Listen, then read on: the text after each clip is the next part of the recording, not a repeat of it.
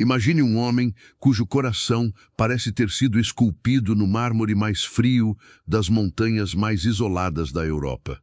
Um homem que nunca conheceu o calor de um abraço ou a doçura de um beijo sincero. Esse era Arthur Valente, o temido Marquês de Ravencliff, em pleno ano de 1850. Enquanto as carruagens cortavam as ruas lamacentas de Londres e os lampiões a gás iluminavam segredos inconfessáveis, Arthur encarava o advogado da família com um olhar que poderia congelar o próprio inferno. Ele acabara de herdar um império de terras, castelos e dívidas de honra. Mas o testamento de seu falecido pai trazia uma cláusula que cheirava a enxofre e traição. O velho marquês, em seu leito de morte, decidiu que o filho só manteria o título e a imensa fortuna se contraísse matrimônio em exatamente 30 dias. Caso contrário, tudo o que a família Valente construiu ao longo de séculos passaria para as mãos de um primo distante. Um homem viciado em jogos e deboche que levaria o nome da família à lama em menos de uma semana. A notícia caiu como uma guilhotina sobre os ombros de Arthur, que desprezava as mulheres da alta sociedade, vendo-as apenas como bonecas de porcelana em busca de um título e de joias caras. Ele não buscava amor, ele buscava sobrevivência.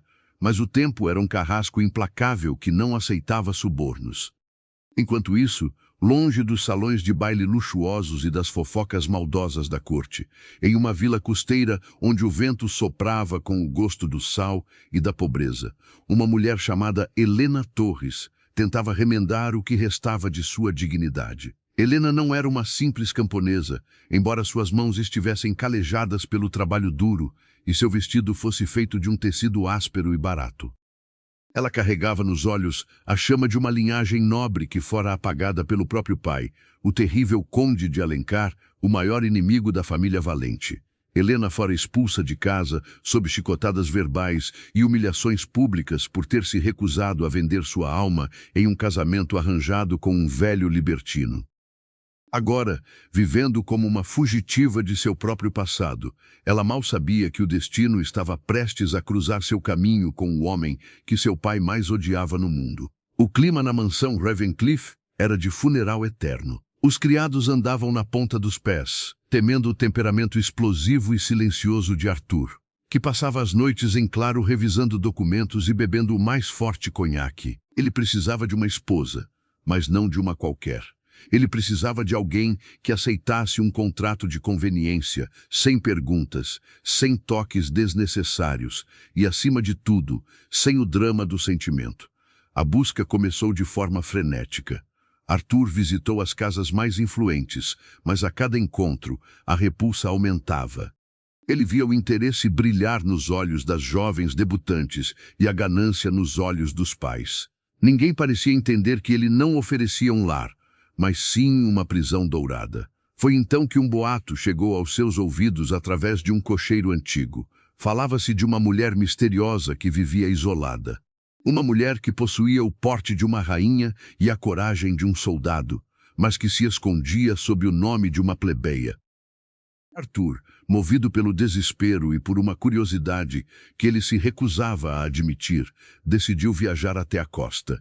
Ele não sabia que estava indo direto para a Toca da Leoa. A mesma leoa que ele deveria odiar por causa de seu sangue, mas que seria a única capaz de salvar seu legado. Ao chegar na pequena vila, a chuva caía impiedosa, lavando as ruas e transformando tudo em cinza. Arthur desceu de sua carruagem negra, sua capa de veludo pesada molhada pela tempestade, e caminhou em direção a uma pequena escola improvisada onde as crianças da vila aprendiam a ler.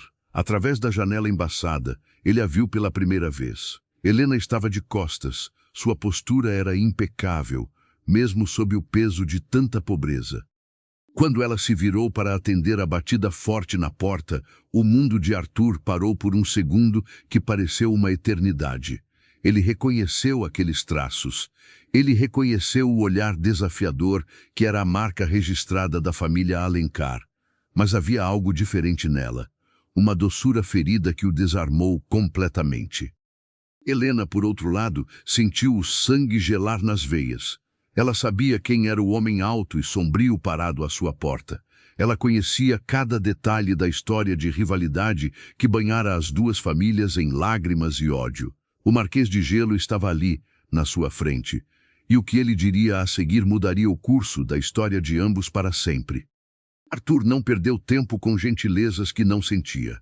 Ele entrou na sala pequena, fazendo o teto parecer baixo demais para sua estatura imponente, e disse com uma voz que vibrava como um trovão distante que ele tinha uma proposta que ela não poderia recusar. Se ela aceitasse ser sua esposa por 1 ano, ele pagaria todas as suas dívidas de honra e daria a ela a liberdade que seu pai lhe roubara.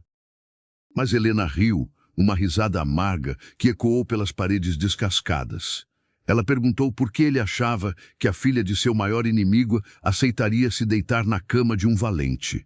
A tensão era tão palpável que o ar parecia difícil de respirar.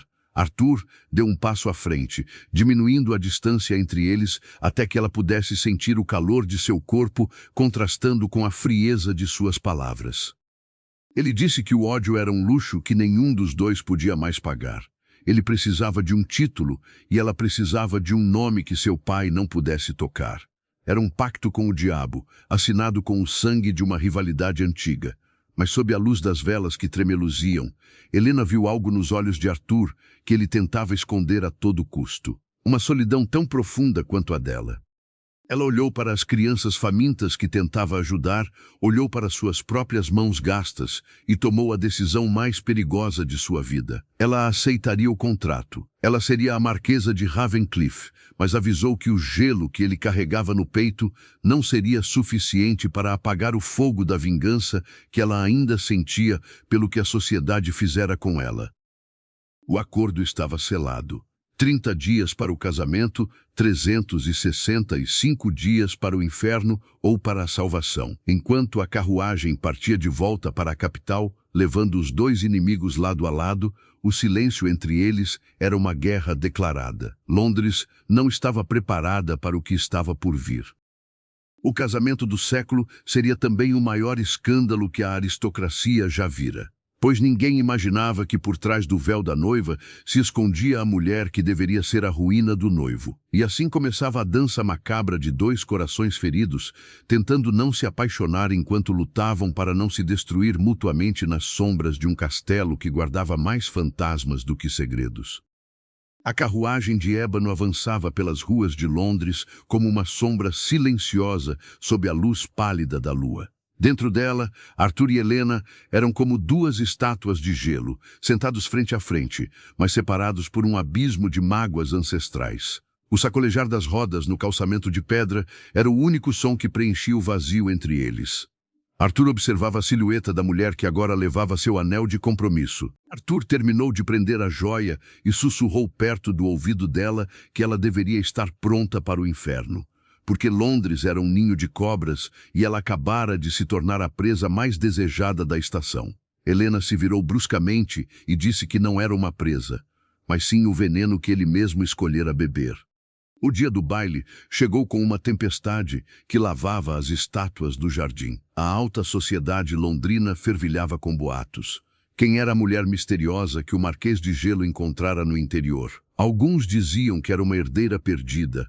Outros juravam que era uma cortesã de luxo que ele decidira oficializar por puro capricho. O conde de Alencar estava presente, exibindo sua nova esposa e suas filhas que buscavam casamentos vantajosos. Ele sorria para os convidados, sem saber que sua própria desonra estava prestes a subir as escadarias. As portas do salão de baile se abriram com um estrondo. O mestre de cerimônias anunciou o Marquês de Ravencliff e sua futura esposa.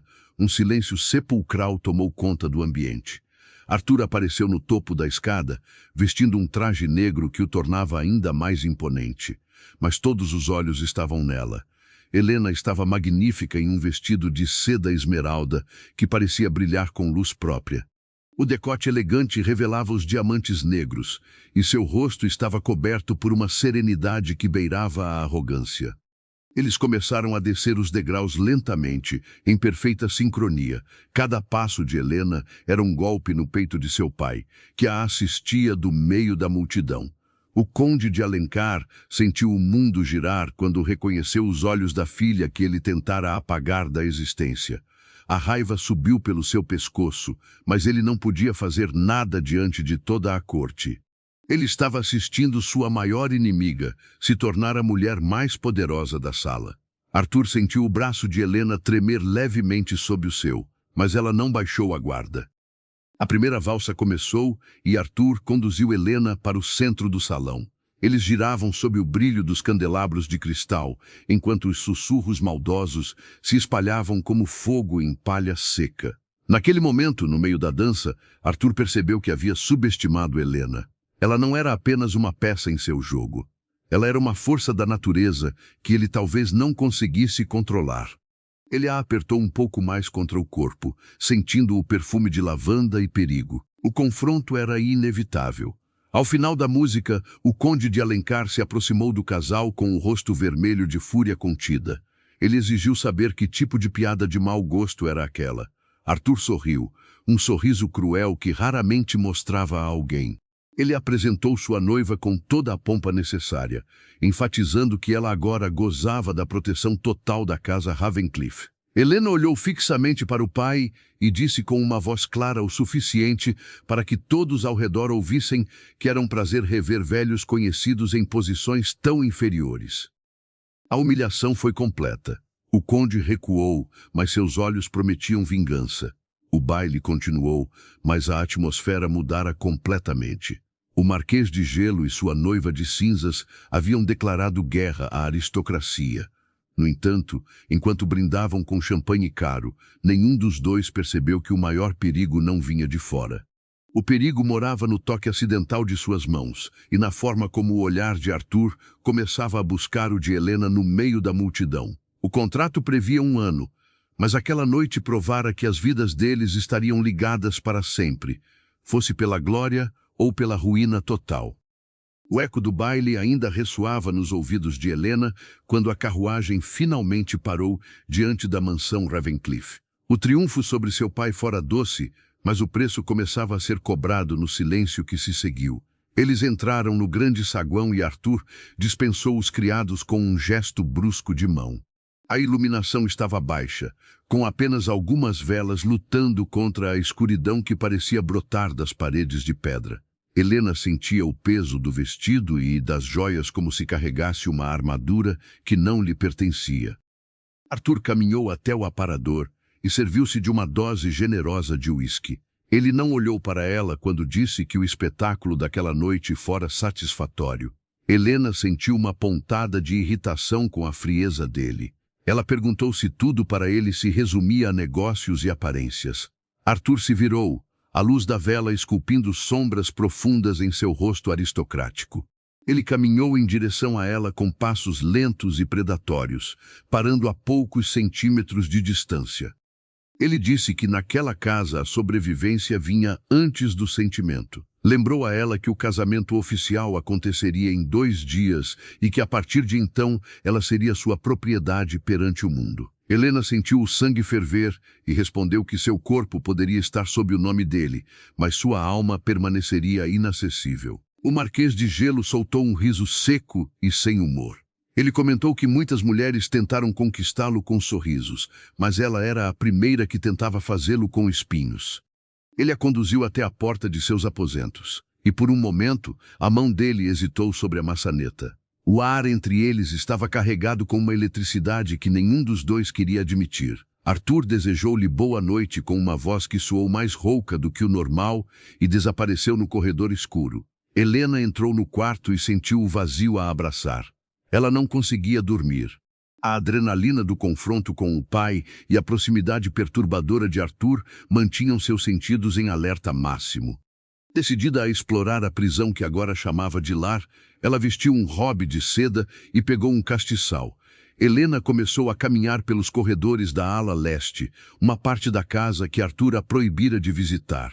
O chão de madeira rangia sob seus pés descalços, soando como gemidos de fantasmas esquecidos. Ela chegou a uma porta pesada de carvalho que estava entreaberta. O cheiro de mofo e papel antigo era forte. Ao entrar, percebeu que era o antigo escritório do falecido marquês, o pai de Arthur.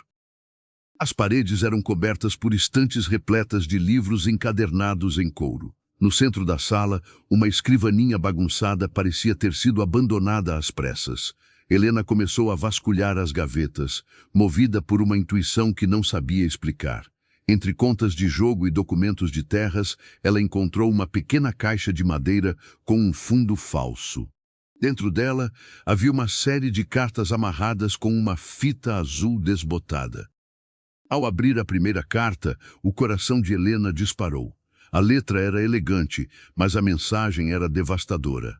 As cartas eram trocas de correspondência entre o pai de Arthur e o pai de Helena, o conde de Alencar. Mas não eram cartas de ódio. Eram cartas que falavam de um acordo secreto feito anos atrás. Um acordo que envolvia a venda de terras e a manipulação de preços de grãos que levou centenas de famílias à fome. Helena percebeu com horror que a rivalidade entre as duas famílias era, em parte, uma fachada para esconder crimes financeiros que ambos cometeram juntos. Mais do que isso, as cartas sugeriam que o motivo real da expulsão de Helena de casa não fora apenas o seu comportamento rebelde. O conde de Alencar temia que ela tivesse descoberto a verdade sobre os negócios escusos da família. Helena sentiu as pernas fraquejarem. Ela estava casada com o filho do homem que ajudara a destruir sua vida. E Arthur, será que ele sabia de tudo? Será que ele a escolhera como esposa apenas para manter aquele segredo enterrado sob o véu do casamento? Um barulho de passos no corredor a fez congelar. Ela guardou as cartas rapidamente no hobby e apagou a vela. A porta se abriu e a silhueta de Arthur apareceu contra a luz fraca do corredor. Ele perguntou o que ela estava fazendo ali. A voz dele era de um gelo absoluto, perigosa e cortante. Helena tentou controlar a respiração e disse que apenas se perdera no caminho de volta.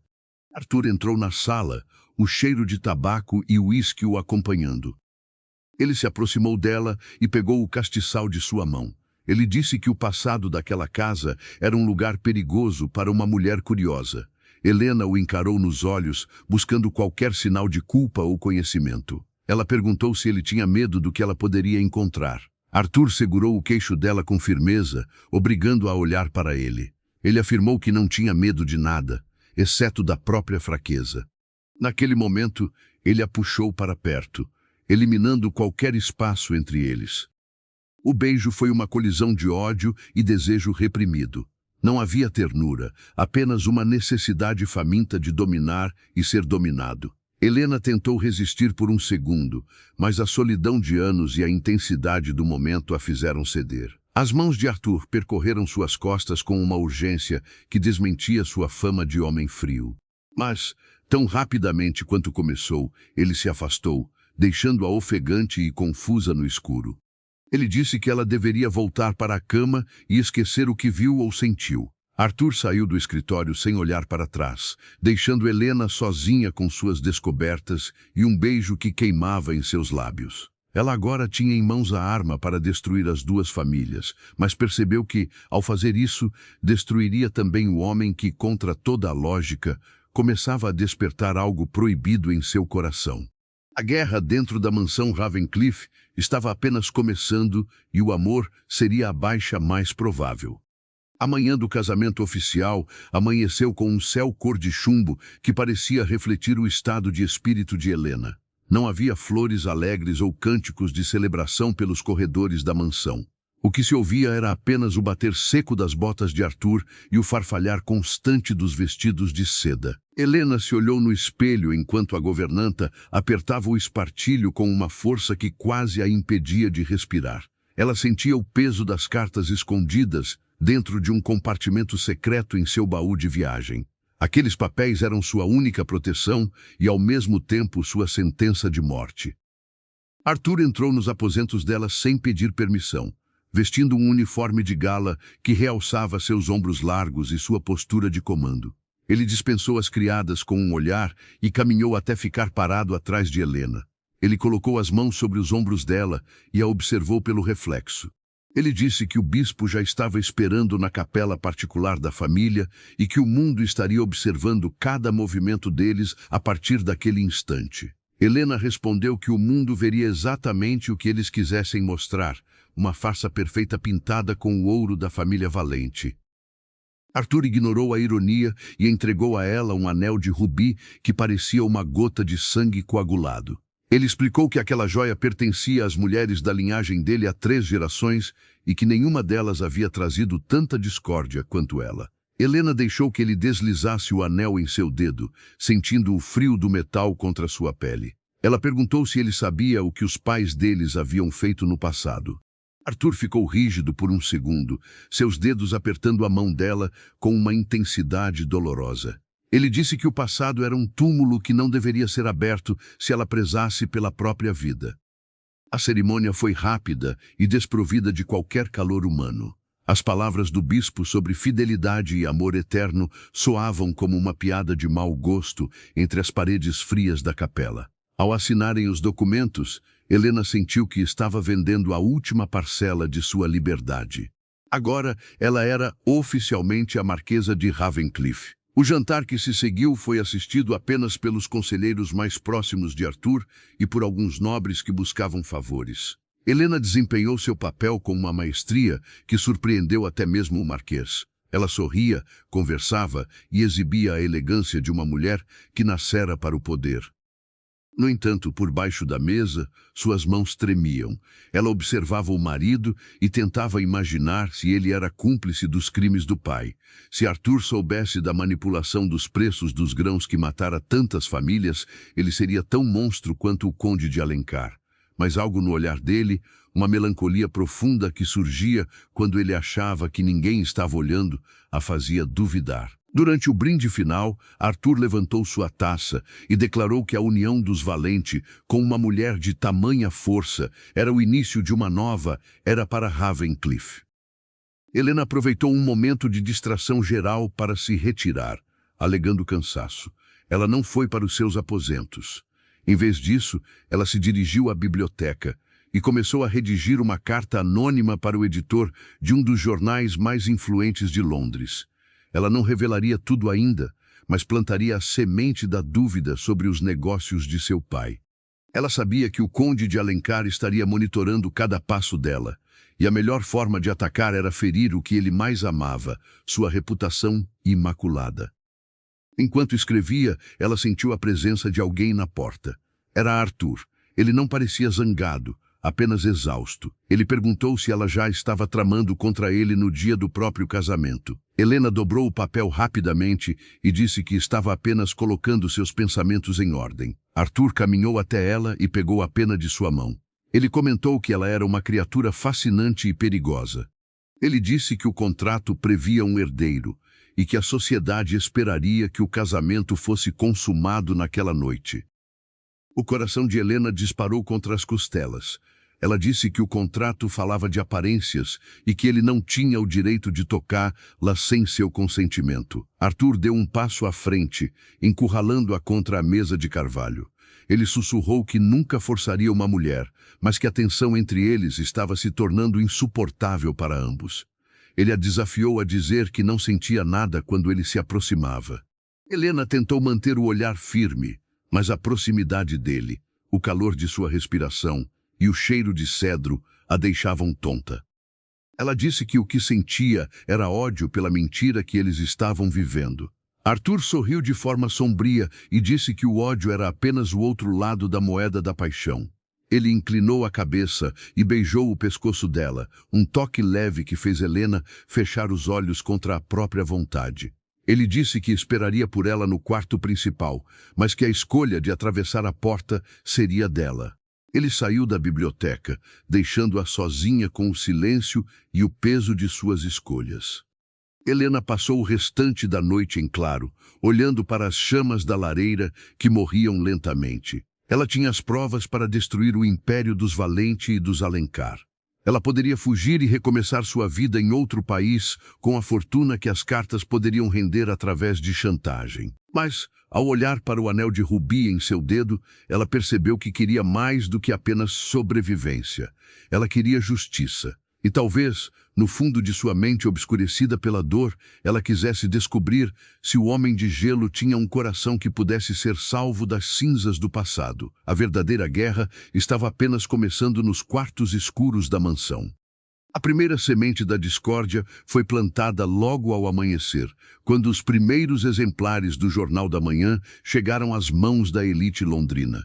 Helena observava da sacada de seu quarto enquanto os entregadores corriam pelas ruas ainda envoltas em névoa. A nota anônima que ela enviara não citava nomes diretamente, mas falava de um acordo obscuro feito há décadas entre duas grandes famílias para manipular o preço do trigo. Para quem conhecia os bastidores do poder, as pistas apontavam diretamente para os nomes Alencar e Valente. Helena sentia um frio no estômago, pois sabia que acabara de cutucar um ninho de vespas com as próprias mãos.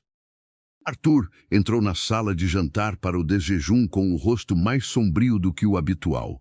Ele carregava o jornal amassado em uma das mãos. Ele jogou o papel sobre a mesa, bem na frente de Helena, e perguntou se ela tinha alguma ideia de quem poderia estar tentando destruir a reputação das famílias no dia seguinte ao casamento. Helena manteve a expressão serena, levando a xícara de porcelana aos lábios com uma calma fingida. Ela respondeu que a verdade costuma encontrar caminhos para vir à tona, mesmo quando enterrada sob toneladas de ouro e influência. Arthur se inclinou sobre a mesa, os olhos fixos nos dela com uma intensidade que parecia ler sua alma. Ele disse que, se ela estivesse por trás daquilo, estava jogando um jogo que não conseguiria vencer. Ele lembrou que, como sua esposa, a ruína dele seria a ruína dela também. Helena não recuou e disse que preferia ser uma rainha em ruínas do que uma cúmplice silenciosa de assassinos. A palavra assassino ecoou pelo salão, fazendo com que os criados se retirassem imediatamente para os cantos mais distantes da casa. Arthur ficou em silêncio por um longo tempo e Helena notou que a mão dele, que segurava o jornal, tremia levemente.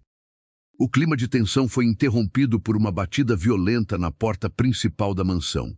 O conde de Alencar não esperou ser anunciado. Ele invadiu o saguão como um furacão de ódio, empurrando o mordomo para o lado. Ele exigia falar com a filha.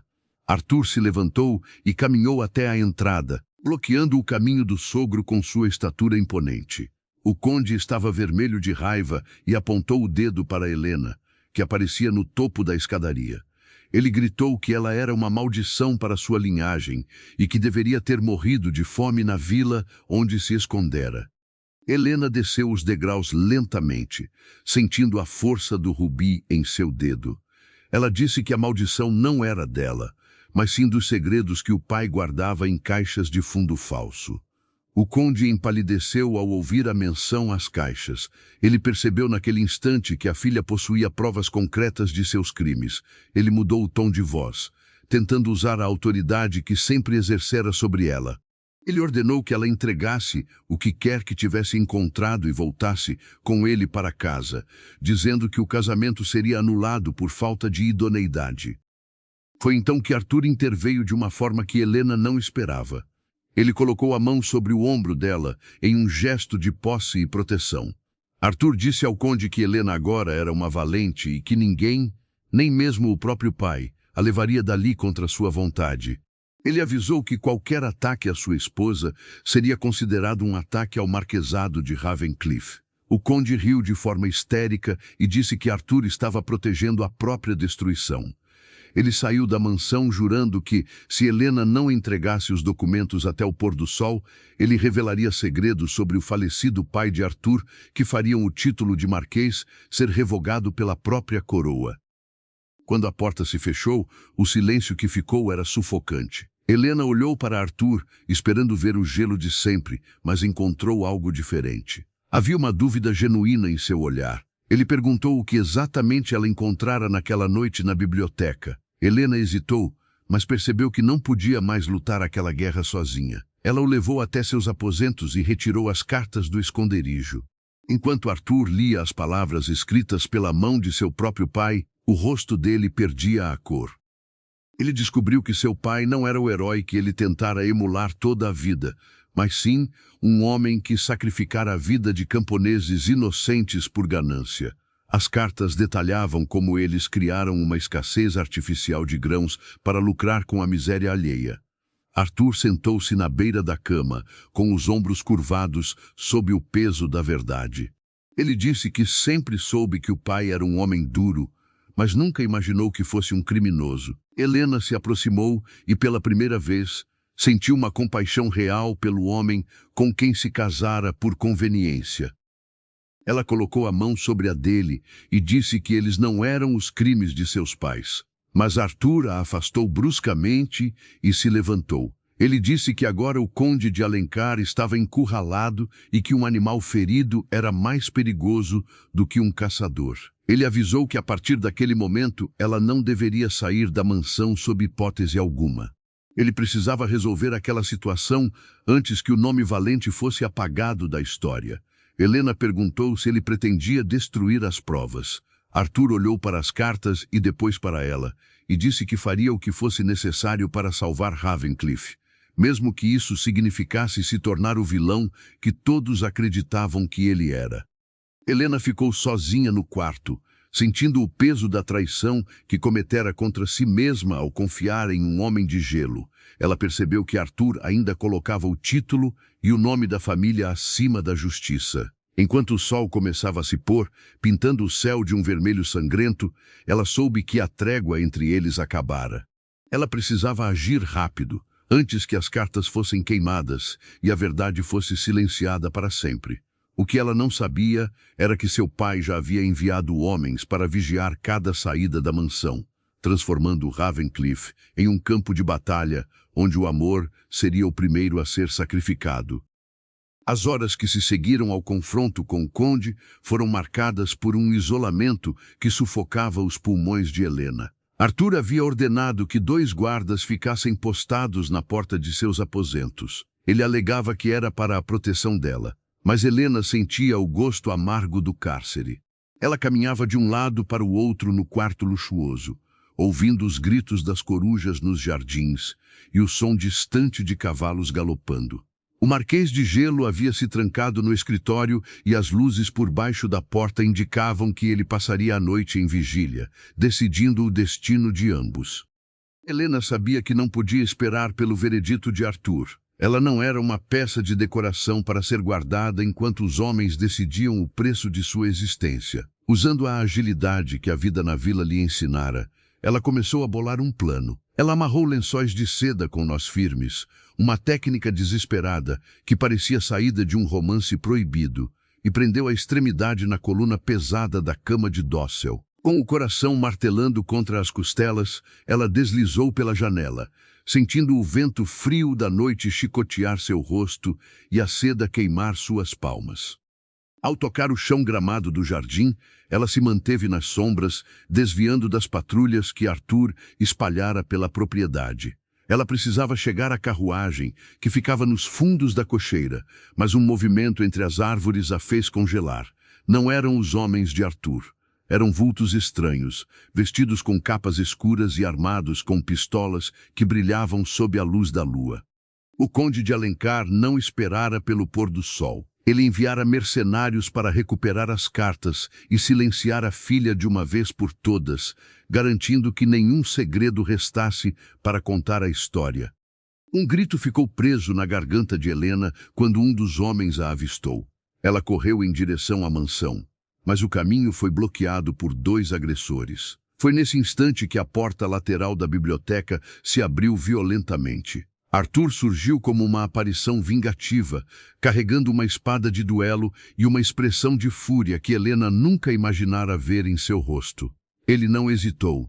O Marquês de Gelo se moveu com uma precisão mortal, interceptando os mercenários antes que eles pudessem tocar em Helena. O som do metal colidindo ecoou pelo jardim silencioso, quebrando a paz artificial de Ravencliff. Arthur lutava com uma ferocidade cega, mas ele estava em desvantagem numérica. Helena, em vez de fugir, pegou um pesado castiçal de bronze que estava em uma mesa próxima à entrada e atingiu um dos homens que tentava atacar Arthur pelas costas. Por um breve segundo, no meio do caos da luta, os olhos do marido e da esposa se encontraram. Não havia mais contratos ou dívidas entre eles, apenas um instinto primitivo de proteção. Arthur conseguiu desarmar o último mercenário e o expulsou para a escuridão, mas ele estava ofegante e um corte profundo sangrava em seu braço esquerdo. Ele caminhou até Helena e a segurou pelos ombros, sacudindo-a levemente. Ele perguntou por que ela era tão teimosa e por que não ficara no quarto onde estava segura. Helena respondeu que nunca estaria segura enquanto a verdade fosse uma moeda de troca. Arthur olhou para a ferida em seu braço e depois para a mansão, onde as luzes começavam a se acender com o alvoroço. Ele percebeu que o conde não pararia por nada. O título de marquês, as terras e a fortuna não valiam de nada se o solo onde pisavam estivesse encharcado com o sangue da inocência. Arthur tomou uma decisão que mudaria tudo. Ele levou Helena de volta para dentro e ordenou que ela pegasse as cartas originais. Ele disse que eles iriam para Londres imediatamente, mas não para o escritório do jornal. Eles iriam para o palácio, pedir uma audiência de emergência com os conselheiros da rainha. Helena perguntou se ele tinha noção do que isso significava. Ao entregar aquelas cartas às autoridades, ele estaria confessando os crimes do pai e, consequentemente, abrindo mão de todo o seu legado. O título de Ravencliff seria extinto e eles seriam exilados da alta sociedade para sempre. Arthur deu um sorriso triste, o primeiro sorriso verdadeiramente humano que Helena viu em seu rosto. Ele disse que preferia ser um homem comum com a consciência limpa do que um marquês vivendo em um castelo de mentiras. Ele confessou que, durante toda a vida, tentara ser o filho perfeito para um homem que nunca o amara, e que Helena, com sua rebeldia e coragem, fora a única que conseguira derreter o gelo que ele construíra ao redor de si mesmo. Naquele momento, no meio da sala iluminada por velas vacilantes, Helena percebeu que o homem que ela odiava se tornara o único que ela poderia verdadeiramente amar. Eles partiram em uma carruagem, veloz, sob a proteção da madrugada. O caminho para Londres era perigoso, pois o conde de Alencar possuía informantes em todas as estalagens. Durante o trajeto, Arthur envolveu Helena em sua capa de veludo para protegê-la do frio. Eles não falaram muito, mas o silêncio agora era de cumplicidade, não de guerra. Helena encostou a cabeça no ombro dele e sentiu a batida firme de seu coração. Ela sabia que o dia seguinte traria a ruína social, a pobreza e o desprezo de todos que conheciam, mas sentia-se mais livre do que em qualquer outro momento de sua vida nobre. Ao chegarem aos portões da capital, o sol começava a surgir no horizonte, tingindo as nuvens de ouro e rosa. Arthur segurou a mão de Helena e disse que o contrato de 1 ano estava rasgado. A partir daquele momento, ela era livre para ir para onde quisesse, com a fortuna que ele ainda conseguira salvar em contas privadas. Mas Helena apertou a mão dele com força e disse que não aceitara o contrato pela fortuna, mas sim para ter um propósito.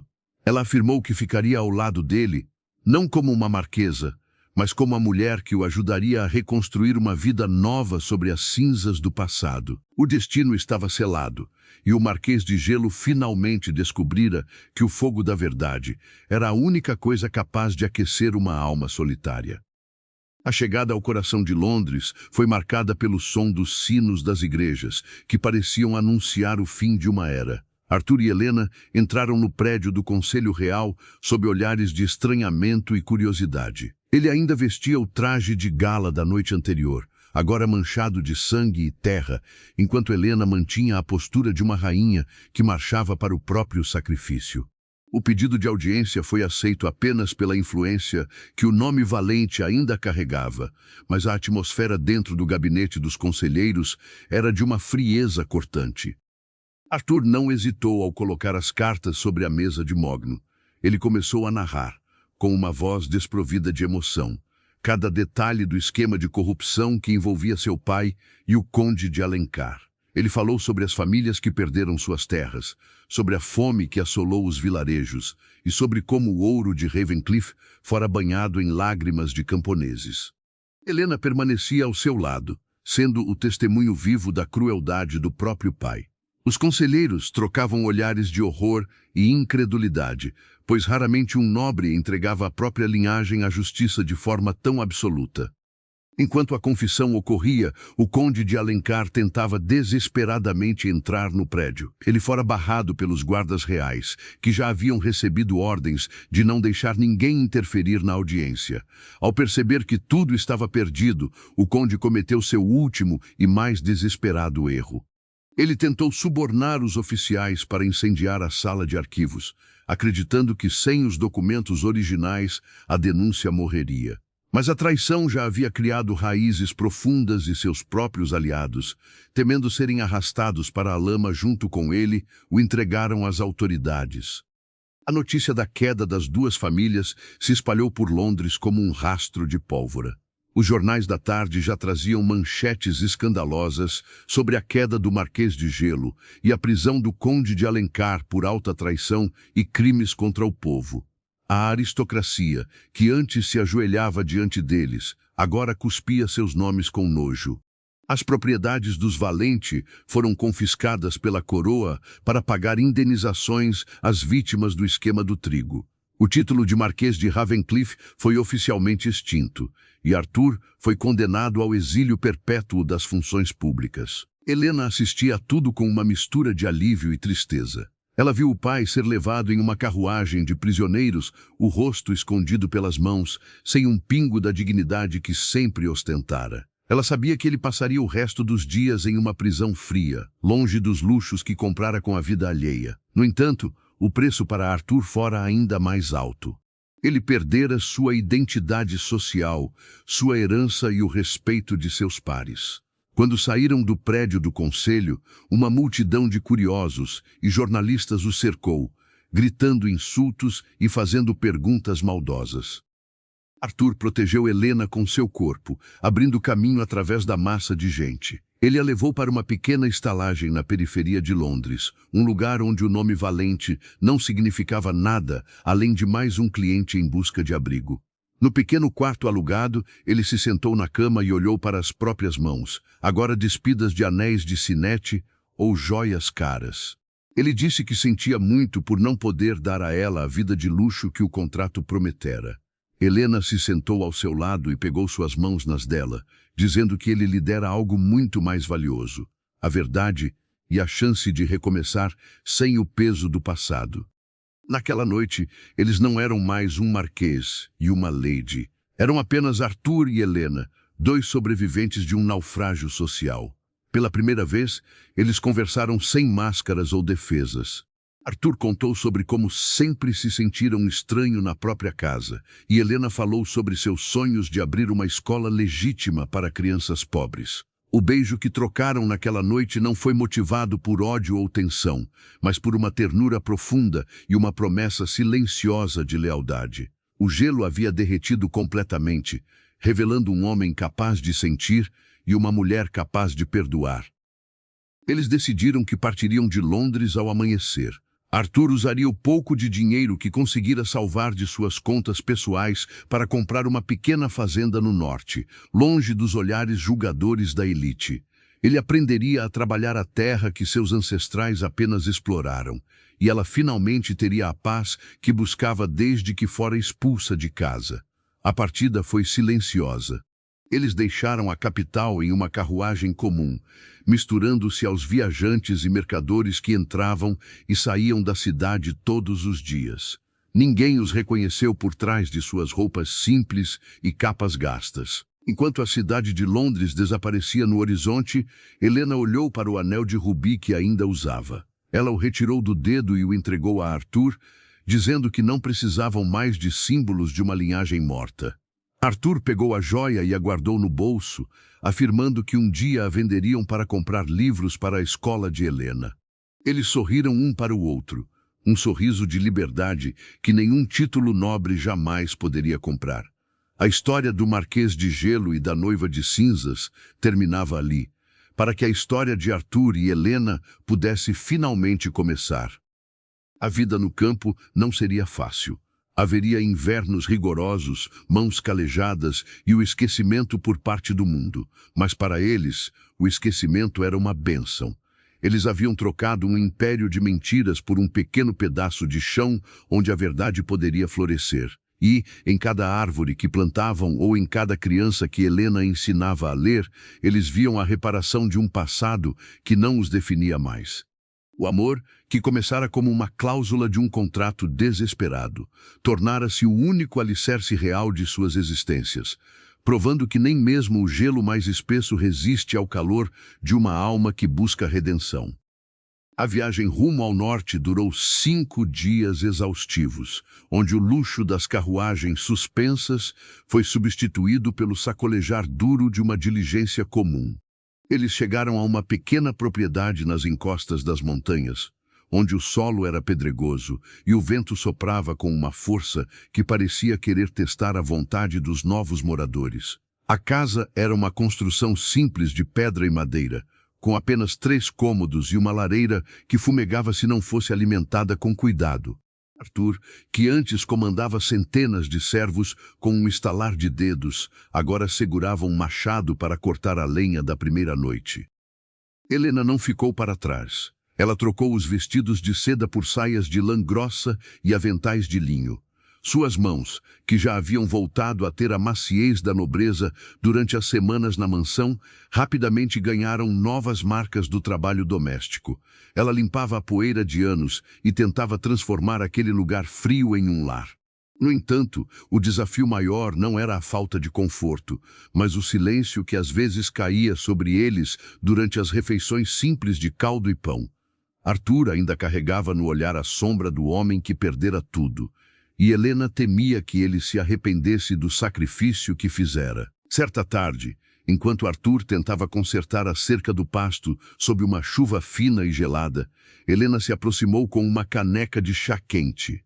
Ela o viu parado, olhando para as próprias mãos sujas de barro, com uma expressão de profunda reflexão.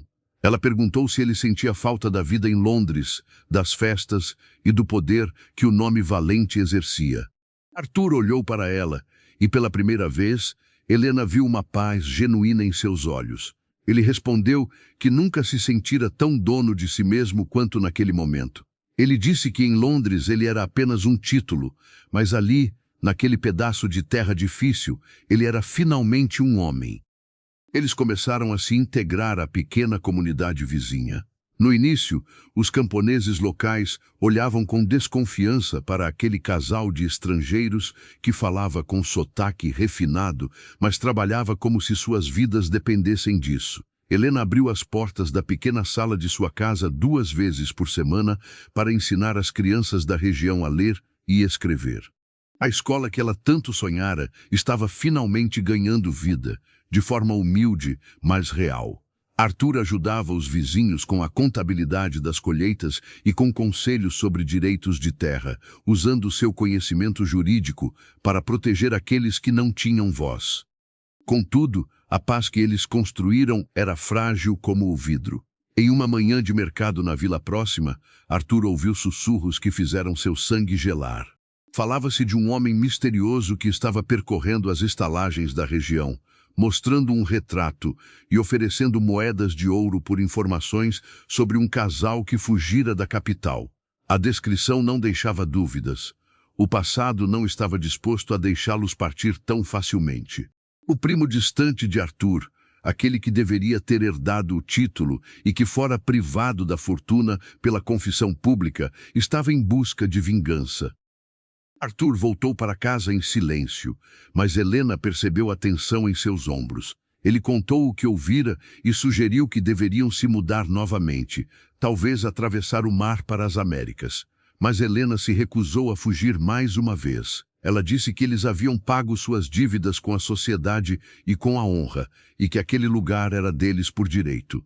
Ela argumentou que se continuassem fugindo, nunca teriam uma vida de verdade. Arthur olhou para a pequena horta que Helena plantara com tanto esforço e percebeu que ela tinha razão.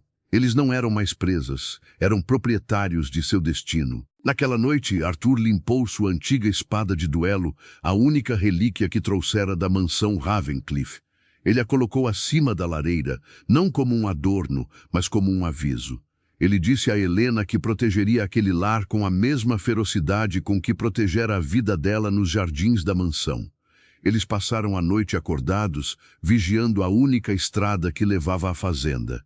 O medo tentava se infiltrar pelas frestas das janelas, mas o amor que agora os unia era um escudo muito mais forte do que qualquer parede de castelo.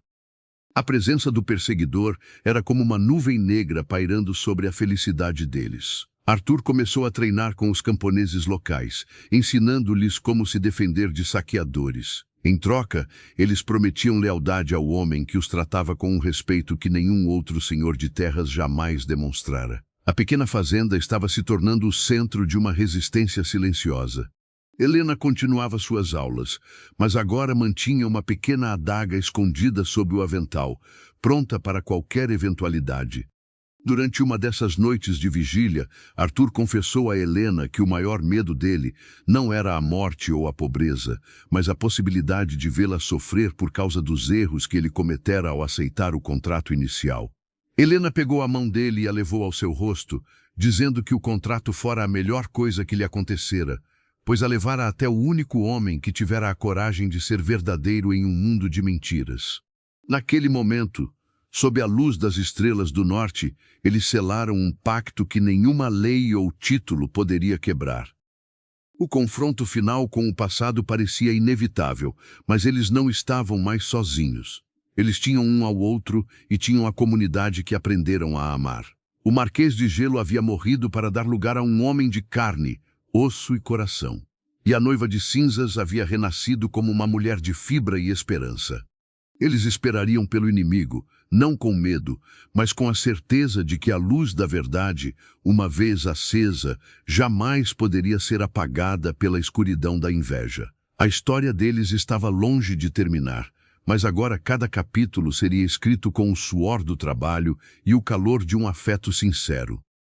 A névoa de outono subia pelas encostas das montanhas, ocultando os perigos que espreitavam na curva da estrada de terra. Arthur estava nos fundos do celeiro, terminando de estocar o feno para o inverno, quando o latido frenético do cão de guarda cortou o silêncio da manhã. Ele sentiu o instinto de soldado despertar instantaneamente. Helena, que colhia algumas maçãs no pomar, parou o que estava fazendo e olhou na direção da entrada. 3 cavaleiros surgiram por entre as árvores, montados em cavalos de raça que contrastavam com a simplicidade daquela paisagem rústica. À frente do grupo estava Ricardo Valente, o primo que Arthur tanto desprezava. Ricardo era a imagem da decadência aristocrática, com roupas de veludo manchadas de vinho e um olhar de ganância que beirava a loucura.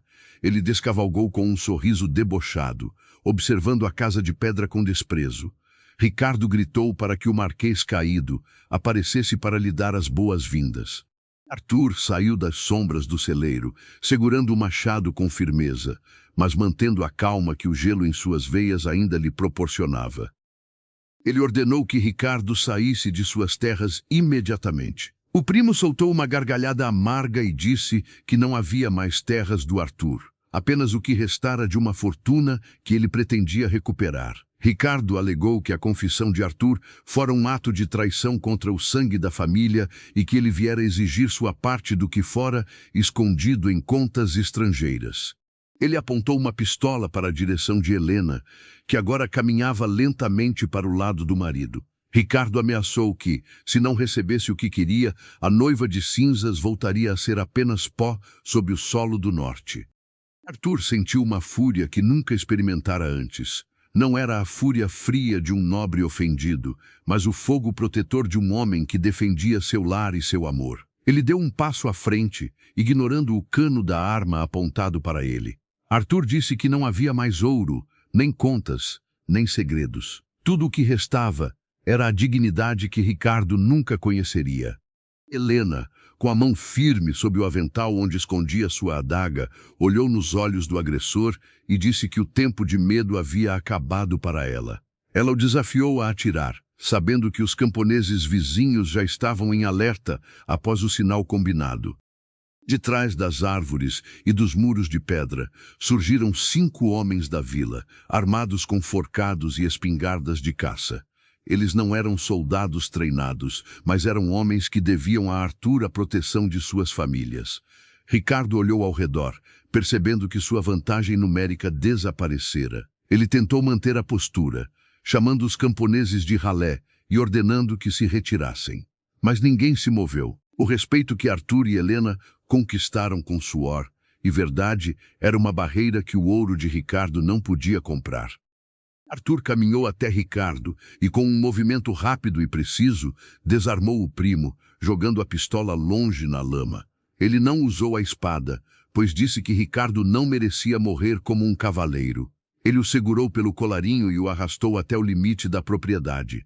Arthur avisou que, se ele ou qualquer um de seus mercenários voltassem àquelas terras, eles não seriam recebidos com palavras, mas com a justiça impiedosa daqueles que nada têm a perder. Ricardo, humilhado diante de seus próprios comparsas, montou em seu cavalo e fugiu como um covarde, desaparecendo na névoa de onde viera.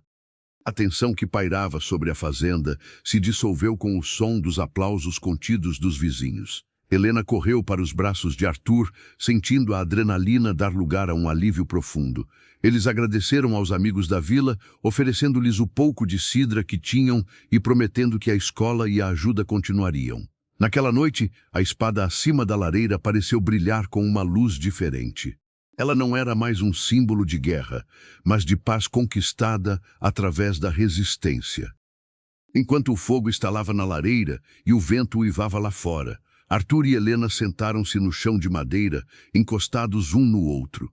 Arthur confessou que, por um momento, temera perder tudo novamente. Mas Helena pegou a mão dele e disse que eles não poderiam perder o que era invisível aos olhos de homens como Ricardo. Eles tinham o respeito daquelas pessoas e o amor um pelo outro. Ela disse que a verdadeira herança dos Valente e dos Alencar não era o ouro manchado, mas a força para reconstruir o que o ódio tentara destruir. Arthur olhou para o anel de rubi que Helena lhe devolvera e que ele ainda guardava. Ele se levantou e caminhou até a janela, jogando a pedra preciosa no fundo do poço de água fria da propriedade. Ele disse que não queria mais lembranças de uma vida que só lhes trouxera dor. Agora, o único brilho que ele precisava era o dos olhos de Helena e o das estrelas sobre o norte. Eles se abraçaram no escuro, sentindo que o último fantasma do passado fora finalmente exorcizado. O inverno chegaria em breve, trazendo neve e isolamento. Mas para o homem que fora gelo e para a mulher que fora cinzas, o frio não era mais uma ameaça. Eles haviam encontrado o calor necessário para sobreviver a qualquer tempestade. A partir daquele dia, a pequena fazenda no norte não era mais apenas um esconderijo, mas um santuário. A história deles agora se tornava uma lenda entre os moradores locais, a história de um marquês que preferiu ser humano e de uma lady que preferiu ser livre. A paz era definitiva e a vida, em toda a sua simplicidade, era o maior tesouro que poderiam possuir. O inverno chegou ao norte com uma fúria que transformou a paisagem em um mar de branco infinito e silencioso. As montanhas desapareceram sob mantos de neve espessa e os riachos que antes cantavam entre as pedras foram calados pelo gelo. Dentro da pequena casa, a vida se resumia ao calor da lareira e ao ritmo constante das tarefas de sobrevivência. Arthur passava os dias reforçando o telhado e cuidando dos poucos animais que possuíam, enquanto Helena transformava a sala em um refúgio para as crianças da vizinhança que conseguiam atravessar os caminhos nevados para aprender. Apesar da dureza do clima, havia uma serenidade nova entre o casal. O silêncio já não era mais carregado de segredos ou desconfianças. Eles compartilhavam os livros que haviam salvo da Biblioteca de Londres, lendo em voz alta durante as longas noites em que o vento uivava como um lobo faminto nas frestas da porta. Foi em uma dessas noites, enquanto as chamas desenhavam figuras douradas nas paredes de pedra, que Helena sentiu um mal-estar diferente. Uma tontura que não passava com o chá e uma alegria que brotava de um lugar profundo de sua alma. Ela esperou alguns dias antes de contar a Arthur, observando o marido enquanto ele trabalhava arduamente para garantir que eles tivessem lenha suficiente. Em uma manhã em que o sol pálido de inverno tentava iluminar a neve, ela o chamou para perto da janela. Helena pegou as mãos calejadas dele e as colocou sobre seu ventre ainda plano. Ela não precisou dizer muitas palavras. O olhar dela, carregado de uma doçura que ele nunca vira antes, disse tudo o que ele precisava saber. Arthur congelou por um instante, mas desta vez não foi o gelo da indiferença, e sim o choque de uma esperança avassaladora. Ele a abraçou com uma delicadeza que contrastava com sua força física, enterrando o rosto em seus cabelos. O contrato original falava de um herdeiro para manter um título e uma fortuna, mas aquela criança que crescia dentro de Helena não seria uma peça de um jogo de poder. Ela seria o fruto de um amor que nascera das ruínas, um ser que cresceria livre dos pecados dos avós. Arthur sentiu que aquele era o selo final de sua redenção. Ele agora tinha um motivo ainda maior para lutar, para plantar e para construir. O antigo Marquês de Gelo estava prestes a se tornar um pai, e o temor de falhar foi substituído por uma determinação inabalável.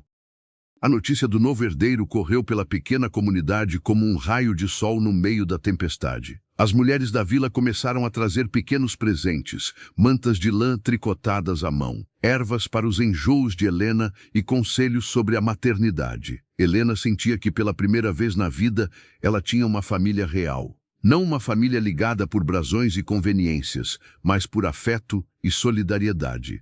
A escola de Helena tornou-se o coração pulsante do vilarejo, onde as crianças não aprendiam apenas a ler, mas também a importância da honra e da verdade. Certa tarde, enquanto Arthur esculpia um pequeno berço de madeira de carvalho, ele comentou com Helena sobre como o destino era irônico. Ele passara a vida sendo preparado para governar um império de terras, mas sentia que governar aquela pequena fazenda e proteger aquela pequena família era a tarefa mais importante que já recebera. Helena sorriu e disse que o império deles era o único que realmente importava, pois era o único construído sobre rocha firme e não sobre areia movediça de mentiras. O inverno começou a ceder, dando lugar aos primeiros sinais da primavera. O gelo dos riachos começou a quebrar e as primeiras flores silvestres surgiram por entre a neve que derretia. A natureza estava renascendo, assim como a esperança do casal. Arthur preparava a terra para o novo plantio, desta vez com uma alegria que contagiava todos ao seu redor. Ele já não era visto como o estrangeiro sombrio, mas como o vizinho confiável, o homem que abriu mão de um trono para viver com integridade. No entanto, mesmo na paz, Helena às vezes olhava para a estrada, lembrando-se da fúria do pai e da ganância de Ricardo. Ela sabia que o mundo lá fora ainda era um lugar perigoso, mas quando via Arthur carregando lenha ou ensinando um dos meninos da vila a cuidar dos animais, sua alma se acalmava. Eles haviam vencido a guerra interna e externa. O contrato que um dia os uniu pelo desespero, agora era apenas uma lembrança distante de um tempo em que eles ainda não sabiam o que era o verdadeiro valor de uma vida. O nascimento da primavera trazia a promessa de vida nova em todos os sentidos. O berço de carvalho estava quase pronto, lixado e polido com o cuidado de quem prepara um altar. Arthur e Helena caminhavam juntos pelo pasto, observando o verde que retomava seu lugar na paisagem. Eles não precisavam de carruagens douradas ou de aplausos da corte. O som do vento nas árvores e a certeza de um futuro honesto eram o suficiente. A história deles, que começara com um inverno eterno no coração, agora florescia sob o sol de um novo dia, pronta para o próximo capítulo de uma vida que eles mesmos escolheram escrever. A primavera finalmente venceu a batalha contra o gelo, cobrindo as colinas do norte com um tapete de flores silvestres e o som alegre dos pássaros que retornavam. A vida na pequena fazenda pulsava com uma energia renovada, e o ventre de Helena agora era uma curva evidente que simbolizava a vitória da vida sobre a amargura.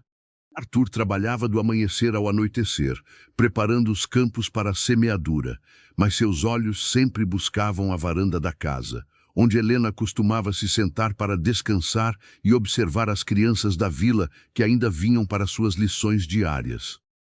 Certo dia, um mensageiro solitário subiu a estrada de terra, trazendo consigo uma bolsa de couro marcada com o selo oficial de uma firma de advogados de Londres. O coração de Arthur disparou. Ele temia que o passado tivesse encontrado uma nova forma de bater à sua porta. Helena se aproximou limpando as mãos no avental, e os dois leram o documento juntos sob a luz do sol da tarde. A notícia era inesperada. O conde de Alencar havia falecido na prisão, consumido por uma febre e pela própria raiva. Antes de morrer, ele havia deixado uma pequena parcela de terras, que não fora confiscada pela coroa, em nome de Helena, em um último e estranho gesto de consciência. Arthur olhou para Helena, esperando ver alguma sombra de tristeza, mas ela apenas suspirou com um alívio profundo. Ela disse que o pai finalmente encontrara a paz que ele mesmo se negara em vida. Sobre a herança, ela não hesitou. Ela pediu que Arthur entrasse em contato com os advogados para vender aquelas terras e usar o dinheiro para construir uma escola de verdade na vila, com uma biblioteca e espaço para todas as crianças da região.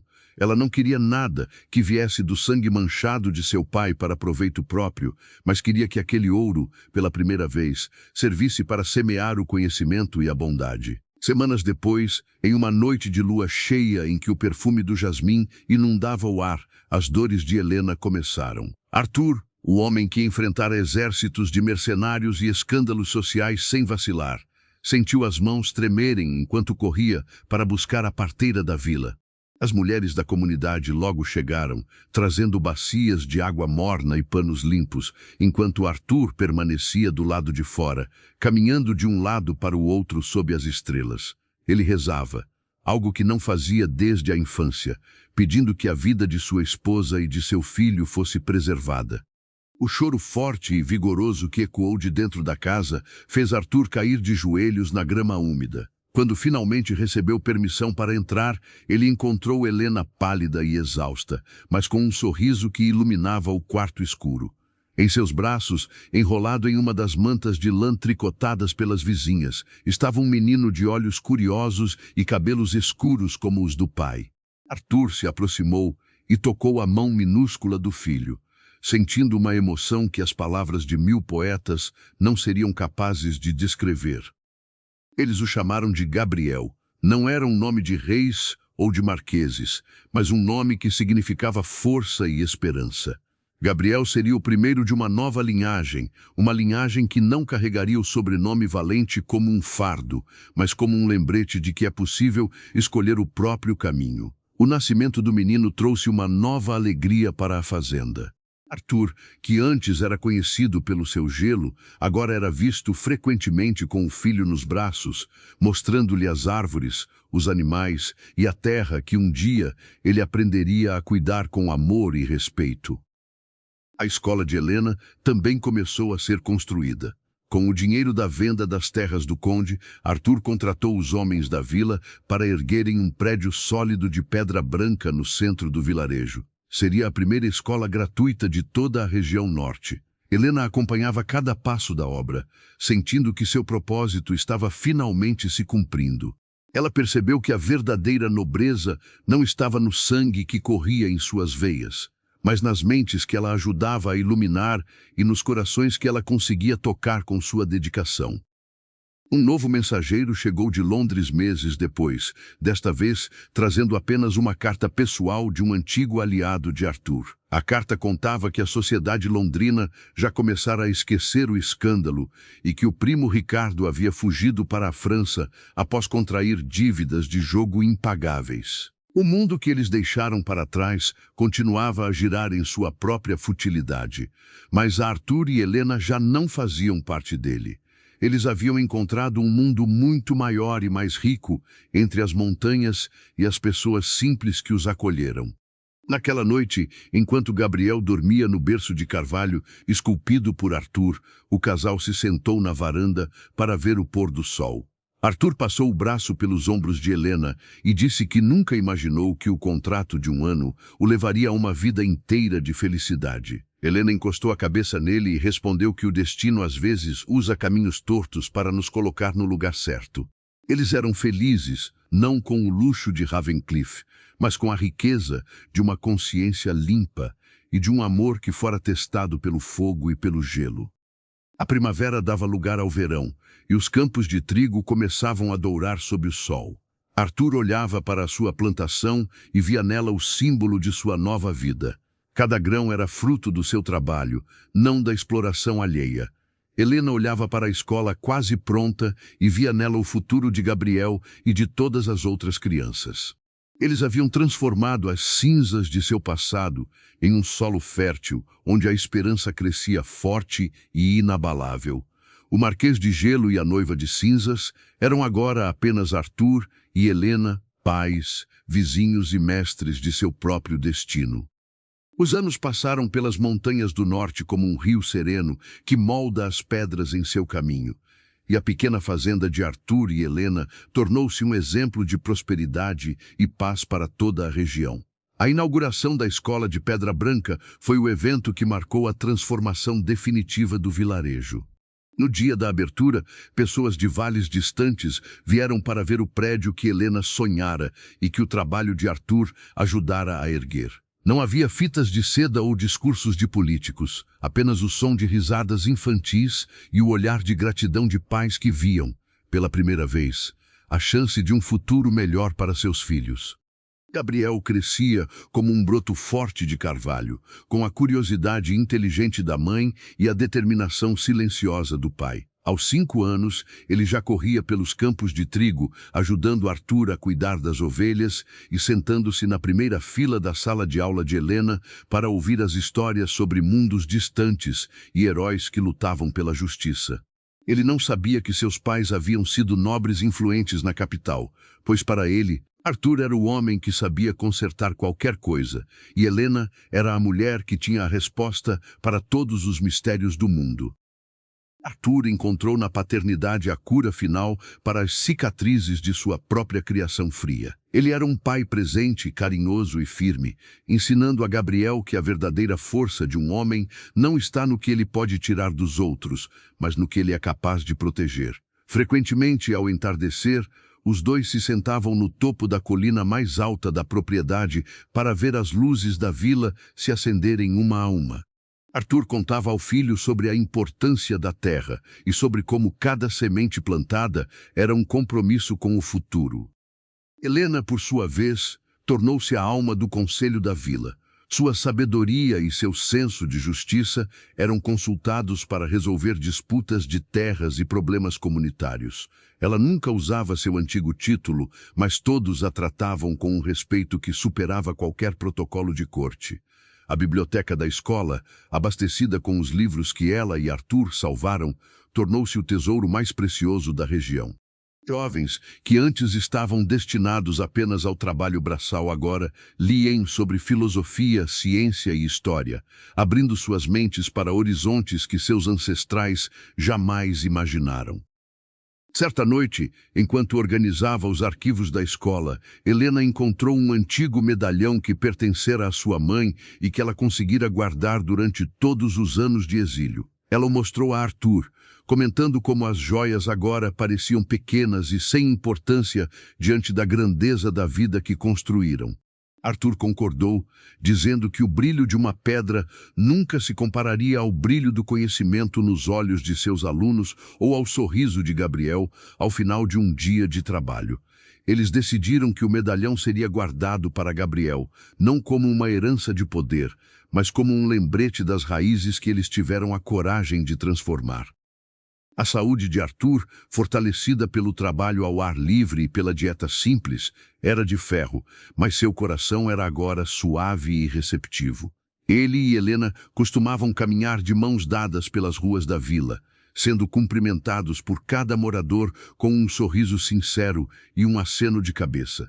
Eles haviam se tornado a prova viva de que a redenção é possível para aqueles que têm a coragem de enfrentar suas próprias sombras e escolher o caminho da verdade, mesmo que esse caminho seja pavimentado com dificuldades e suor. A lenda do Marquês de Gelo e da Noiva de Cinzas começou a ser contada pelos mais velhos ao redor das fogueiras de inverno, mas a história mudara com o tempo. Já não se falava de um contrato por conveniência ou de vinganças familiares, mas sim de um homem e uma mulher que vieram do sul para ensinar que o amor e a educação são as únicas armas capazes de vencer a pobreza e o ódio. Gabriel ouvia essas histórias sem saber que os protagonistas eram seus próprios pais e sorria ao pensar que heróis de verdade viviam entre eles. Em um final de verão particularmente dourado, Helena e Arthur comemoraram 10 anos de vida no norte. Eles prepararam um banquete simples no jardim da fazenda e convidaram todos os vizinhos. Foi uma noite de música, dança e celebração da colheita. Enquanto observava Gabriel dançando com as outras crianças e Arthur conversando animadamente com os ferreiros locais, Helena sentiu uma plenitude que nunca conhecera nos salões de Londres. Ela percebeu que o contrato de um ano fora, na verdade, um convite do destino para uma eternidade de significado. Arthur aproximou-se dela e entregou-lhe uma pequena flor silvestre que colhera no caminho. Ele sussurrou que, se tivesse que viver tudo novamente, cada dor, cada escândalo e cada perda, ele o faria sem hesitar, apenas para chegar àquele momento exato ao lado dela. Helena encostou a cabeça no ombro do marido e fechou os olhos, sentindo o calor do sol poente e a batida firme do coração do homem que ela ajudara a resgatar do gelo. Eles eram livres, eram amados e, acima de tudo, eram os autores de sua própria história. O legado da Pedra Branca continuaria por muitas gerações, transformando a realidade daquelas terras montanhosas. Mas para Arthur e Helena, o maior legado já estava garantido, a certeza de que haviam deixado o mundo um pouco melhor do que o encontraram. A história, que começou em um escritório escuro de Londres, com um testamento maldito, terminava agora sob o céu infinito do norte, com o som da esperança ecoando em cada pedra e em cada coração que tiveram o privilégio de conhecer. Os anos no norte correram como as águas de um degelo, rápidas e transformadoras, e o pequeno Gabriel agora era um jovem de 16 anos com a estatura imponente do pai e a agudeza de espírito da mãe. Ele se tornara o braço direito de Arthur na lida com a terra, mas passava as noites mergulhado nos livros da escola de Helena, desenvolvendo um senso crítico que o tornava um líder natural entre os jovens da vila. Gabriel não conhecia a vaidade da nobreza, mas carregava uma nobreza de alma que era fruto do exemplo diário que recebia dentro de casa. Certa tarde, enquanto o sol dourava os campos de cevada prontos para a colheita, uma carruagem solitária, ainda que gasta pelo tempo, parou diante do portão da fazenda.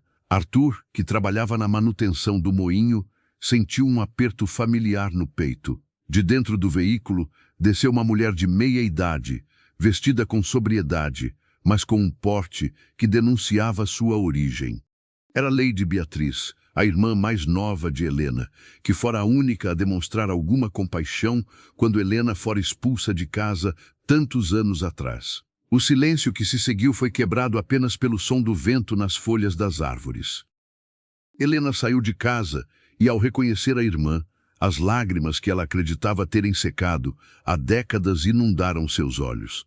Beatriz trazia notícias de Londres, um mundo que agora parecia uma vida de outra pessoa. Ela contou que a família Alencar estava reduzida a quase nada, mas que ela guardara consigo alguns pertences pessoais que pertenciam à mãe delas. Mais do que isso, Beatriz viera para ver com os próprios olhos se as histórias que chegavam à capital sobre a Marquesa do Povo e o homem que desafiou a coroa eram verdadeiras.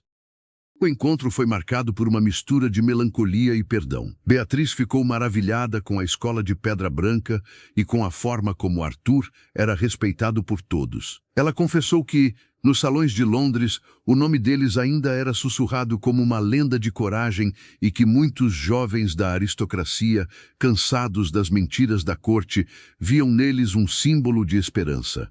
Arthur ouvia tudo com uma serenidade que só o tempo e a consciência limpa podem dar. Ele não sentia saudade do poder, mas sentia orgulho da paz que construíra com o próprio suor. Gabriel foi apresentado à tia e Beatriz ficou chocada com a semelhança do jovem com o avô, o falecido marquês, mas com uma diferença fundamental. Não havia arrogância naquele olhar, apenas uma curiosidade honesta e um respeito profundo pelos pais. Beatriz passou uma semana na fazenda, aprendendo a rotina simples de Helena, ajudando na horta e ouvindo as lições na escola. Ela percebeu que a irmã não perdera sua posição, mas sim trocara uma posição vazia por uma vida plena de significado. Antes de partir, Beatriz entregou a Helena uma pequena caixa de madeira.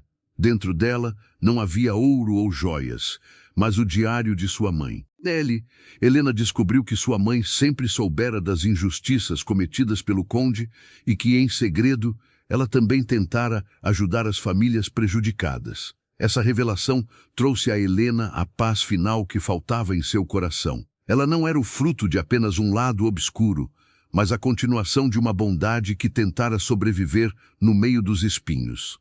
Arthur e Helena sentaram-se no banco da varanda na última noite da visita de Beatriz. Arthur comentou que ver alguém do passado o fizera perceber o quanto ele mudara. Ele disse que o Marquês de Gelo teria desprezado aquela vida simples, mas o homem que ele se tornara a considerava seu maior triunfo. Helena pegou a mão dele, agora marcada pelas cicatrizes do trabalho e pelo tempo, e disse que o gelo só existira porque ele não conhecia o calor de ser verdadeiramente amado por quem ele era, e não pelo que ele possuía. A partida de Beatriz foi menos dolorosa do que o encontro. Ela levava consigo a promessa de que a história deles continuaria a ser contada como um farol para aqueles que buscavam a verdade. Gabriel observou a carruagem desaparecer no horizonte e perguntou ao pai se ele algum dia deveria ir a Londres. Arthur colocou a mão no ombro do filho e disse que o mundo era grande e que Gabriel era livre para explorá-lo, mas que a verdadeira medida de um homem não estava no lugar onde ele vivia, mas no bem que ele deixava para trás. O verão começou a se despedir com ventos mais frescos e a rotina da fazenda retomou seu ritmo.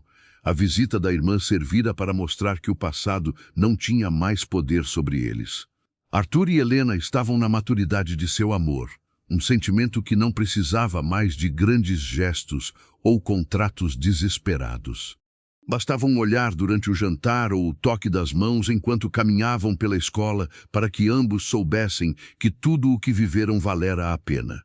Eles olhavam para a escola de Pedra Branca e viam nela a herança que realmente importava. As sementes que Helena plantara nas mentes daquelas crianças estavam dando frutos, com jovens da vila agora buscando profissões que ajudariam toda a comunidade a prosperar. A fazenda de Arthur era um modelo de justiça agrária, onde ninguém passava fome e todos eram tratados com equidade. O contrato de 1 ano, assinado sob a pressão de um testamento cruel, havia se transformado em uma história de séculos de impacto, provando que o amor, quando forjado na verdade, é a força mais poderosa da história humana. O tempo, esse escultor invisível, continuou sua marcha implacável sobre as montanhas do norte, tingindo os cabelos de Arthur de um branco prateado que lembrava a neve de sua juventude. Suas mãos, agora marcadas por sulcos profundos como a terra que ele tanto amou, ainda mantinham a firmeza necessária para segurar as rédeas da vida. Helena, com a doçura da maturidade estampada em cada ruga de expressão ao redor de seus olhos, tornara-se a matriarca respeitada de todo o vale. A escola de Pedra Branca já não era apenas um prédio, mas uma instituição que transformara a realidade de centenas de famílias que antes viviam na escuridão do analfabetismo. Gabriel atingira a plena idade adulta com a força de um touro e a clareza de um sábio. Ele assumira a gestão das terras e das parcerias com os vizinhos, introduzindo novas técnicas de plantio que aprendera através dos livros e da troca de correspondência com outros estudiosos do país. O mundo lá fora estava mudando rapidamente, com o surgimento das primeiras ferrovias e o barulho das fábricas ecoando nas grandes cidades. Mas Gabriel garantia que o progresso chegasse àquela região sem destruir a essência de solidariedade e justiça que seus pais haviam estabelecido. Certa tarde de outono, quando as folhas das árvores pareciam moedas de ouro espalhadas pelo chão, Arthur sentou-se na varanda para observar o filho trabalhando. Ele sentiu uma pontada no peito, um lembrete de que o coração que outrora fora de gelo agora estava cansado de tanto sentir. Helena sentou-se ao seu lado e, sem precisar de palavras, pegou a mão dele. Arthur comentou que via em Gabriel o melhor de ambos. Um homem que não precisava de títulos para ser nobre e que não precisava de contratos para ser fiel. Ele disse que sua maior conquista não fora salvar Ravencliff da ruína, mas sim ter permitido que aquele jovem crescesse livre de sombras. O legado de Helena também florescia de formas que ela jamais imaginara. Uma de suas primeiras alunas, uma menina chamada Clara, que vinha de uma família de carvoeiros, acabara de ser aceita como professora assistente na escola. Helena sentia que sua missão estava cumprida. Ela passara a vida ensinando que a caneta era mais poderosa que a espada e que a mente era o único território que ninguém poderia confiscar. A biblioteca agora contava com centenas de volumes, e o conhecimento ali guardado era a verdadeira herança que a noiva de cinzas deixaria para o mundo. A paz do vale foi levemente agitada pela notícia de que o governo estava planejando passar uma estrada de ferro pelas terras da região. Alguns proprietários vizinhos ficaram gananciosos, outros ficaram temerosos. Gabriel, agindo com a prudência que o pai lhe ensinara, convocou uma reunião na escola de Pedra Branca. Ele não usou a força, mas sim a razão, propondo um acordo que protegesse as terras dos camponeses enquanto permitia que o progresso trouxesse novos mercados para os produtos locais. Arthur, observando o filho do fundo da sala, sentiu um orgulho que lhe trouxe lágrimas aos olhos. Ele percebeu que a forja do caráter de Gabriel estava completa. Durante aquela reunião, um representante da companhia ferroviária, um homem vindo de Londres, olhou para Arthur com uma expressão de reconhecimento. Ele perguntou se o senhor não era o homem que certa vez fora o Marquês de Ravencliff. Arthur sorriu com uma serenidade que desarmou o interlocutor. Ele respondeu que aquele homem morrera há muito tempo e que o homem que estava ali diante dele era apenas um fazendeiro e um pai de família. Ele disse que o título era apenas um papel que o vento leva, mas que a terra e a honra eram as únicas coisas que permaneciam. Naquela noite, após os vizinhos irem embora, Arthur e Helena caminharam até o poço onde ele jogara o rubi tantos anos atrás. Eles olharam para o reflexo da lua na água escura e profunda. Arthur confessou que às vezes se perguntava o que teria sido de sua vida se ele nunca tivesse viajado para aquela vila costeira sob a chuva. Helena respondeu que ele provavelmente seria um homem rico, poderoso e profundamente infeliz. Ela disse que o gelo o teria consumido por dentro até que não restasse nada. Arthur a puxou para um abraço lento, sentindo o calor que o salvara de si mesmo. Eles sabiam que o ciclo de suas vidas estava se aproximando do outono final. Gabriel já estava de olho em uma jovem da vila, a filha do ferreiro, uma moça de espírito forte e mãos habilidosas, que lembrava muito a própria Helena em sua juventude. O amor estava se renovando, garantindo que a história continuasse.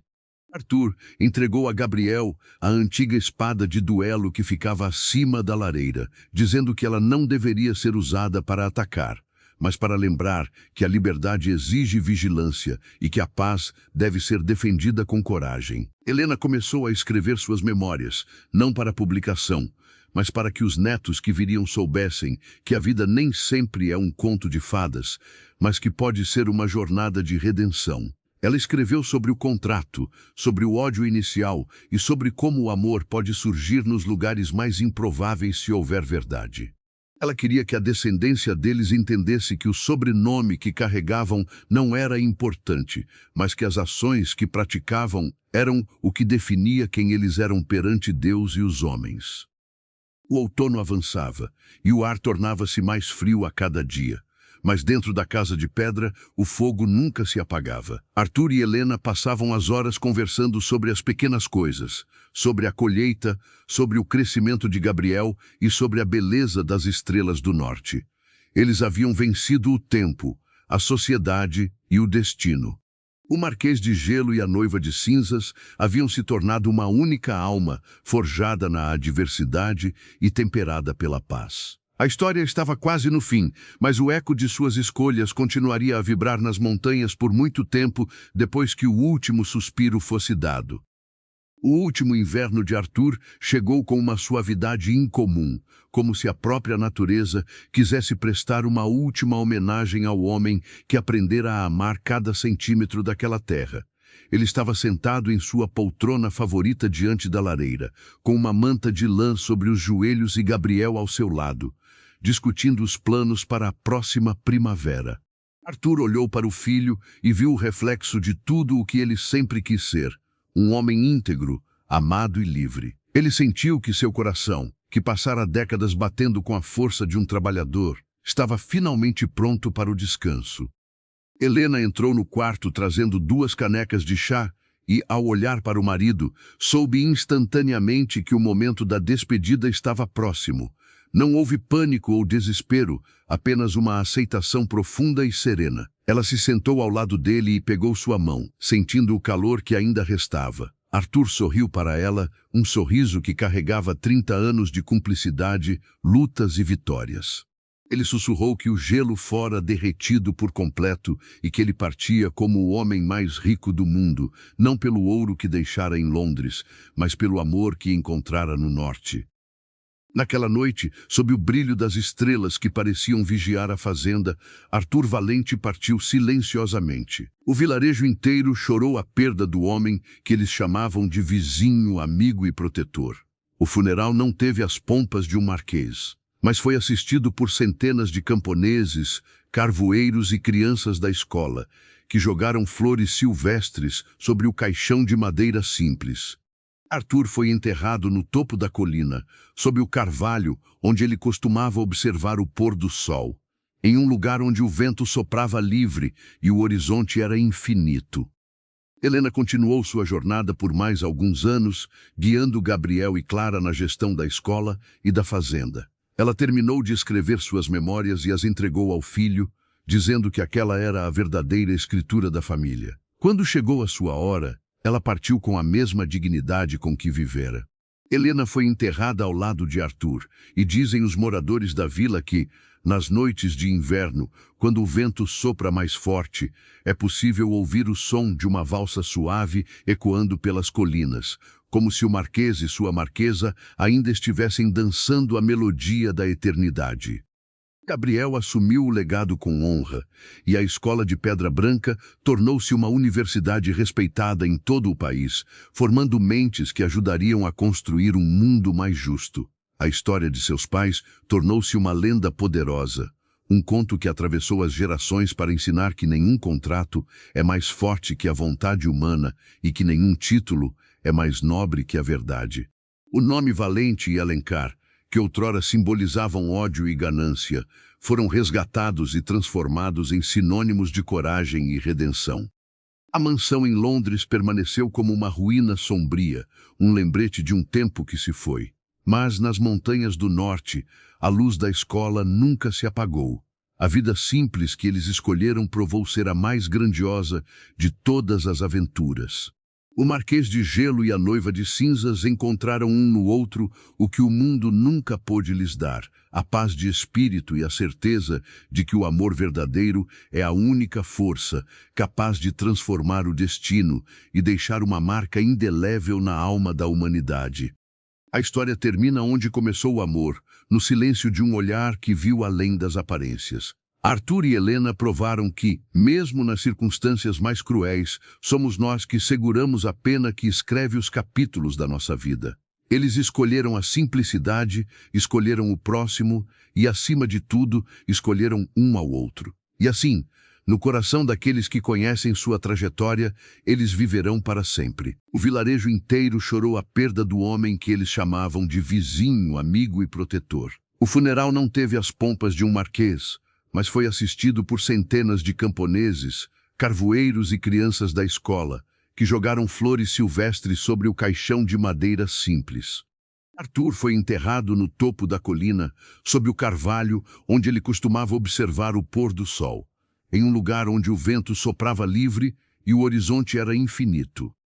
Helena continuou sua jornada por mais alguns anos, guiando Gabriel e Clara na gestão da escola e da fazenda. Ela terminou de escrever suas memórias e as entregou ao filho, dizendo que aquela era a verdadeira escritura da família. Quando chegou a sua hora, ela partiu com a mesma dignidade com que vivera. Helena foi enterrada ao lado de Arthur, e dizem os moradores da vila que nas noites de inverno, quando o vento sopra mais forte, é possível ouvir o som de uma valsa suave ecoando pelas colinas, como se o marquês e sua marquesa ainda estivessem dançando a melodia da eternidade. Gabriel assumiu o legado com honra, e a Escola de Pedra Branca tornou-se uma universidade respeitada em todo o país, formando mentes que ajudariam a construir um mundo mais justo. A história de seus pais tornou-se uma lenda poderosa, um conto que atravessou as gerações para ensinar que nenhum contrato é mais forte que a vontade humana e que nenhum título é mais nobre que a verdade. O nome Valente e Alencar, que outrora simbolizavam ódio e ganância, foram resgatados e transformados em sinônimos de coragem e redenção. A mansão em Londres permaneceu como uma ruína sombria, um lembrete de um tempo que se foi.